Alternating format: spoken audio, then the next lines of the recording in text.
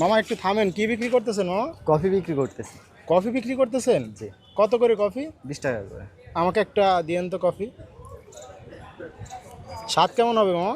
ইনশাল্লাহ খুব ভালো হবে, খেয়ে দেখেন। আপনি এই যে কফির দোকান এই ভ্রাম্যমাণভাবে আপনার শরীরে নিয়ে ঘুরতেছেন, তা কিভাবে কি করলেন? এটি মানে নিজে একটা দোকানে ছিলাম, তারপর থেকে ইউটিউব দেখে এটা আমি শুরু করছি। দোকান দেওয়ার পরে ইউটিউব দেখে পরে এটা আপনি শুরু করছেন, তাই তো? জি।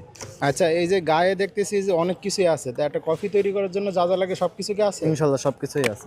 তাহলে তার দোকান দেওয়ার প্রয়োজন নাই, না। মানে আপনি নিজে একটা দোকান হয়ে গেছেন নাকি? জি। এখন এটা কি দিলেন? কফি। কফি, আচ্ছা আচ্ছা। তো সারাদিনে বেচা বিক্রি কেমন হয়?